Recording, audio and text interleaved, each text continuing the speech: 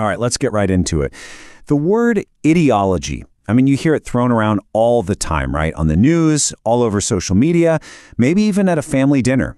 And we use it constantly, a lot of the time as an insult, actually. But what it really means and the incredible power it holds often gets lost in the noise. So in this explainer, we're going to break it all down, what political ideology actually is, where the whole idea even came from, and why, honestly, getting a handle on it is one of the most important things you can do to be an informed citizen. Think about it. When you hear the word ideology, it's almost always in a negative way. You know, like Jason Blakely puts it here, it's something that happens on cable news shouting matches or, yeah, it afflicts that one family member we all have. It's framed as something for extremists, for people who are just totally unreasonable. It sounds less like a way of thinking and more like some kind of political disease that just clouds your judgment. And this brings us to one of the biggest ironies in all of politics. We have this tendency to see our own beliefs as, just common sense. We think we're being rational, we're just looking at the facts. But the people on the other side? Oh, they're illogical, they're delusional, and of course, they're blinded by ideology. It's this classic thing where I have a perfectly reasonable worldview, but you have a rigid, unthinking ideology. But here's the really wild part. This word, ideology, it didn't start out as a political insult at all, not even close. In fact, its original meaning was pretty much the exact opposite of how we use it today. It was actually invented to be a noble, scientific project. So, just follow this timeline because it tells a pretty amazing story. It all starts back in 1796. A French philosopher, Antoine Destutt de Tracy, he comes up with the word ideology. For him, it meant the science of ideas, a way to rationally study human thought, almost like a biologist studies an organism. But look how fast that changed. Just a few years later, Napoleon Bonaparte gets a hold of the term. He wants to shut down his opponents, so he turns it into an insult, calling their ideas cloudy metaphysics. Just like that, the word became a weapon. Then you jump forward to the 1800s, and Karl Marx and Friedrich Engels give it another huge twist. They call it false consciousness, this powerful web of ideas that the ruling class uses to basically trick the working class into being okay with their own bad situation. So, in about 50 years, it goes from a science to an insult to a tool of class warfare. What a journey. Okay, so with all that historical baggage, what do political scientists and psychologists actually mean when they talk about ideology today? What's its real purpose? Let's push aside all the insults and really get to the heart of the concept. At its core, a political ideology is basically a coherent set of beliefs about how society ought to work and a plan for how to get there.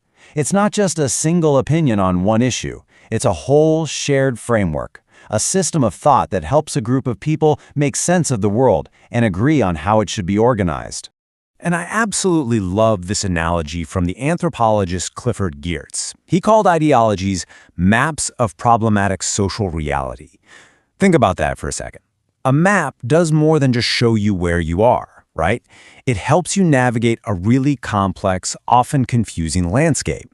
Well, an ideology does the exact same thing for the social and political world. It simplifies all that complexity and shows you a path forward. And ideologies are so incredibly powerful because they plug directly into some really deep-seated human needs. Psychologists often point to three main functions. First, there's the epistemic function. It gives you answers and makes a very complicated world feel a lot simpler. Then there's the existential function. It provides a sense of security and meaning, which is huge when things feel threatening or chaotic. And finally, the relational function. It gives you that powerful feeling of belonging, of being part of a group that sees the world the same way you do. So as you can see here, an ideology isn't just one simple idea. It's a whole complex system, kind of like a building with different floors. At the very bottom, you've got the ethical foundations. This is the moral bedrock, the core belief about what's good, like individual liberty or collective well-being. Then you have the discursive superstructure. This is the messaging layer, all the talking points, the slogans, the platforms used to spread the idea. Underneath that, you have the motivational substructure. That's the psychological stuff we just talked about. the part that hooks into our need for safety and community. And finally, all of that supports the programmatic blueprint. This is the action plan, the specific policies, laws, and goals that actually bring the ideology to life in the real world. Okay, so that's the history and the theory. Now let's talk about how this stuff actually works in the real world. How do these abstract ideas end up shaping the politics and the policies that affect our lives every single day? First off, it is absolutely crucial to understand the difference between ideology and politics, because they are not the same thing. Ideology is the why. It's the vision, the big ideas about what a good society looks like. Politics, on the other hand, is the how. It's the practical and often very messy struggle for the power to actually make that vision happen. So if ideology is the roadmap, politics is the process of getting in the car and trying to drive to that destination, arguments and all. And here is a perfect real-world example. So on one side, you have a socialist ideology. The core belief is that the community is the most important thing, and that big economic inequality is a major problem we have to solve. That belief leads directly to policies like government control over major industries and using taxes to redistribute wealth. On the other side, you have a capitalist ideology. Here, the core belief is that the individual is central and that free markets are the best way to create opportunity for everyone. And that belief naturally leads to policies like deregulation and lower taxes to encourage growth. You see? Two totally different ideological maps leading to two completely different destinations. Okay, so we get to the big question. Why should you care about any of this? Well, here's why it matters so much.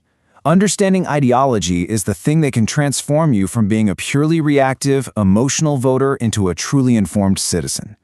When you understand ideology, you can start to evaluate policies based on their inner logic, not just your gut reaction. You can finally start to see why different political parties have such wildly different solutions for the same problems.